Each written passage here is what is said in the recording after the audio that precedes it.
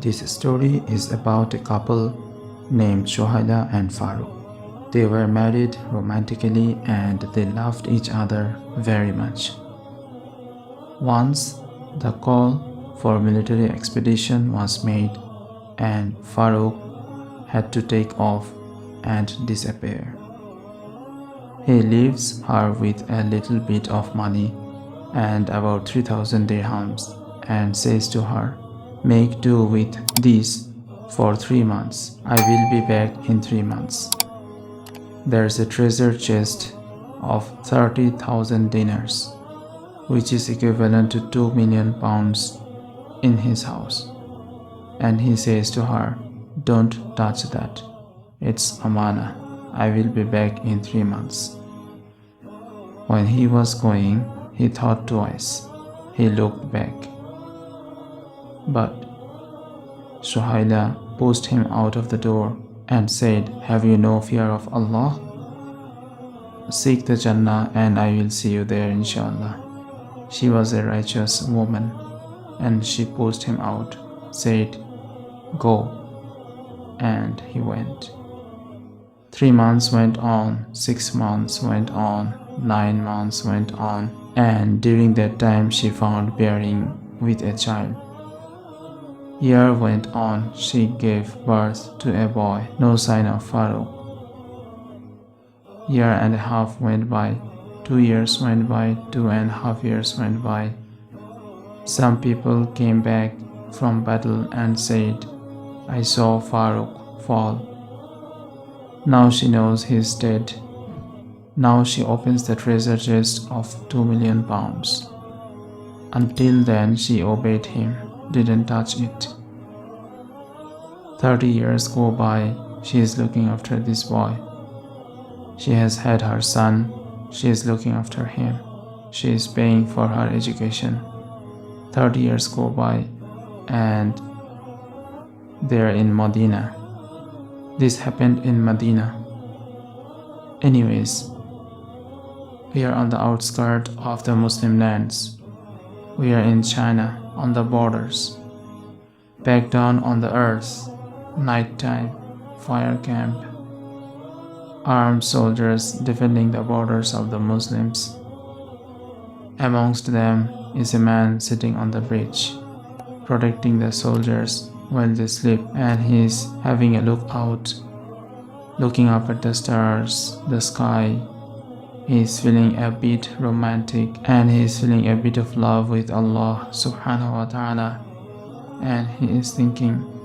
All of a sudden he remembers he has this wife he was married to. I wonder how she is doing. What happened? Did she marry on? Did she die? Did she move on? Is she still there? Thought starts going mad. He marched on and he was never killed in the battle. 30 years this guy is still alive. It's Farooq, out on the outskirts of China. He is older and he is wiser and he is not that young passionate man anymore. He is thinking, my wife. That's it. He takes permission from the commander in the morning, hops on his horse in China, and he is riding like the wind all the way back to Medina. The closer he gets, he is thinking, what if she is not alive anymore? What if she is married again? And these things are driving him insane. He gets to the city of Medina. He's a righteous man. He doesn't just go home. He goes to the masjid to pray to his 2 rak'ah. That's what you are supposed to do when you come back from a trip. He went to the Masjid Nabawi, prayed 2 rak'ah. So it's time for Asr. He thought, what's the point going home? I'll wait, pray Asr and go home. While he is waiting, he notices the scholars of Medina, and they're sitting in different patches. People in white gathered around them. The scholars looking beautiful, mashallah. One of them shined out of all of them. Sheikh Abdul Rahman. He was one of the best knowledgeable people you can imagine at that time. Sheikh Abdurrahman is the most eloquent of speakers. He is amazed by him.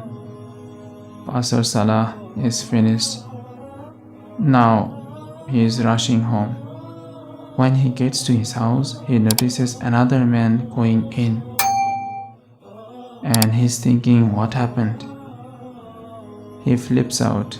He goes to the man and he grabs him. This is my house. That's my house.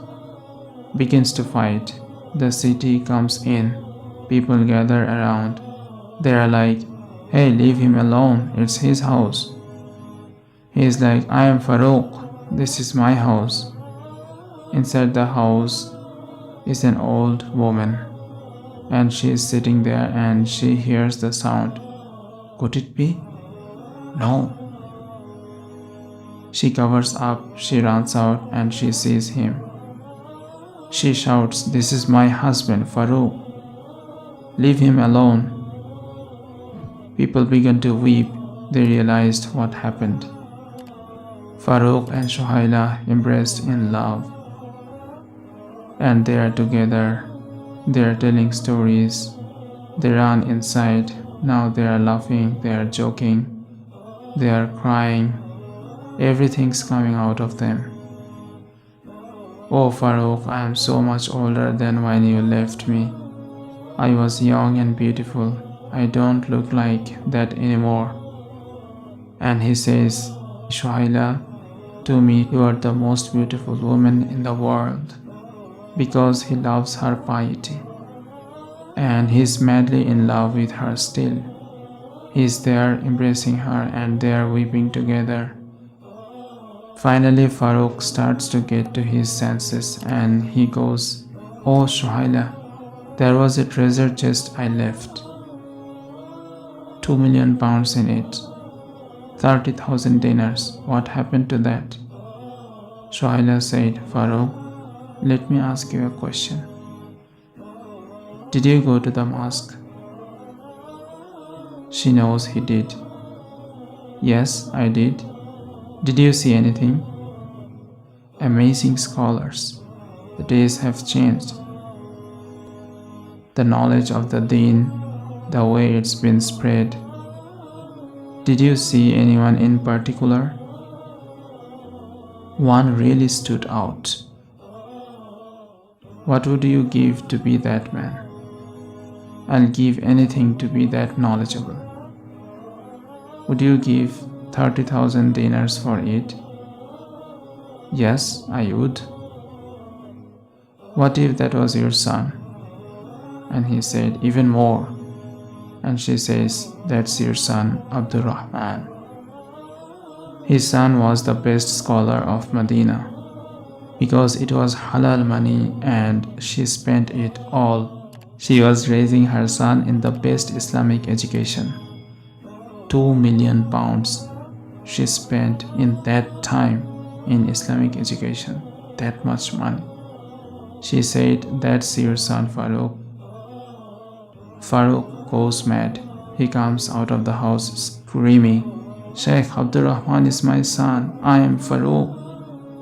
He's just dancing. He's all excited. Abdurrahman comes. They call him. They say, what? Where is he? The man says, I am Sheikh Abdurrahman. So when he sees him, he realizes the man he was fighting with in the beginning. He was going into his house. That was his son. And he hugs him and he embraces. And the city comes and sees this father jumping up with joy. My son is no ordinary boy. He is Sheikh Abdurrahman. And everyone starts to weep. Everyone is emotional with him. See, this is the real love of a couple. And in this story, as you have learned that Farouk was still madly in love with Suhaila because he has chosen Suhaila for her piety, not for her materialistic beauty. So Let's be pure in our intention and let's prioritize Deen over the materialistic things. That's the moral of the story. See you next time.